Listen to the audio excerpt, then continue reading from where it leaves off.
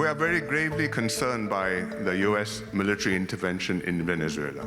The immediate consequences, maybe it works, it's a spectacular military success. The longer-term consequences on the international system, I think that is something which we have to worry about. From the point of view of a small country, if that is the way the world works, we have a problem.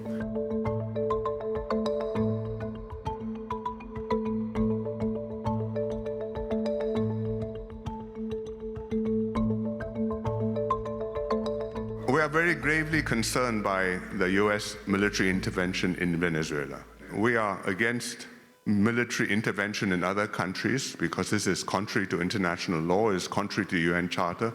We have always stated our position unequivocally on these matters, whichever the situation, whether it's Ukraine a couple of years ago, whether it's Grenada, 1983, I think, which was an invasion by the US.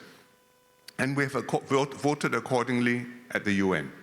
And I think in this case it's quite clear it's a contravention of international law.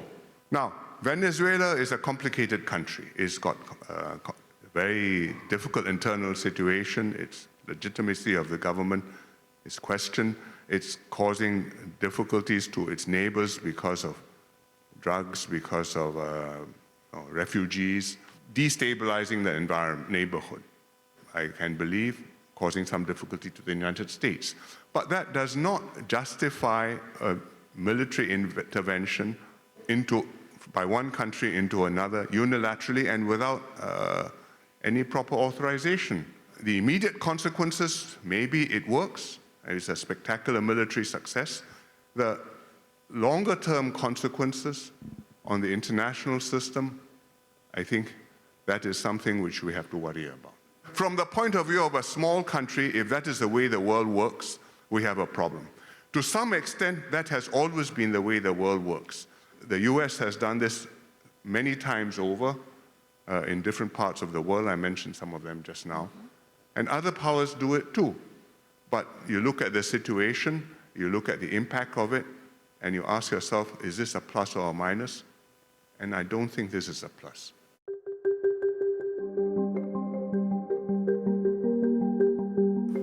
We should understand that it's a drastic change because in a multilateral trading system anchored by the US, based on MFN, most favored nation status, now the anchor player, the US, has said, I'm not playing.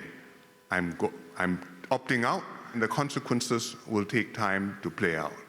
But that is going to hurt the world economy and lead to less stability, less growth, less prosperity, less economic integration and technological progress.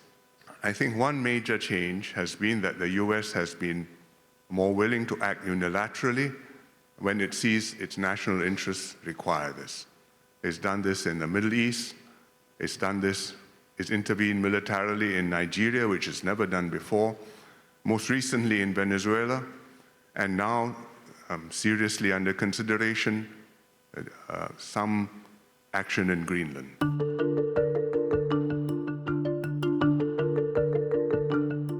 We think that if there's trouble cross straits, that's trouble not just for the Taiwan and China, or the US and China, but for the whole region and for the world. And so we believe that it's important that there's peace in the Taiwan Strait, that we have had one China policy, which we've upheld for a very long time. We're against Taiwan independence. We're against unilateral changes to the status quo. The trouble is, in the real world, the status quo is never a static, frozen thing. It's dynamic, it shifts. And I think over the last few years, the shift has been towards tenser, more troubled relationships in the Taiwan Straits. And there have been actions on all sides, although all sides say that we are maintaining the status quo. So that's very troubling.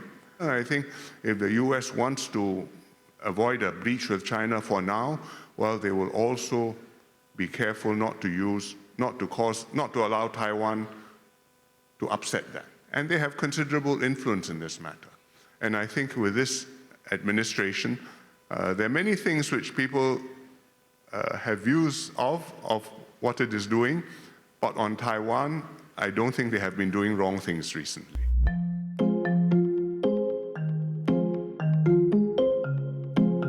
I think a lot in the Asia-Pacific will depend on how the US or how China decides that it wants to engage its regional neighbors and the world. China has been making the right statements about multilateralism, about MFN trade, about rules-based system. And we hope to see that this will be realized as real policies and issues are implemented.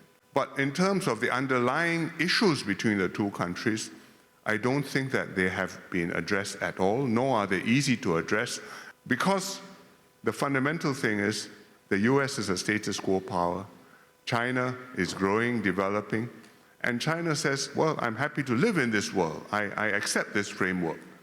But the US says, maybe today, but what happens when, in fact, your GDP exceeds mine by 20, 30%, can I still be sure that that will be your position?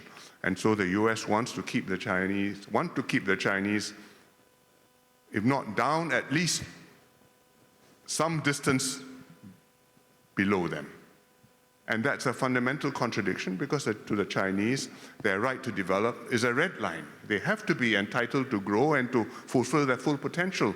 You could have an issue where tensions grow, you don't go to war, but you actually have a friction.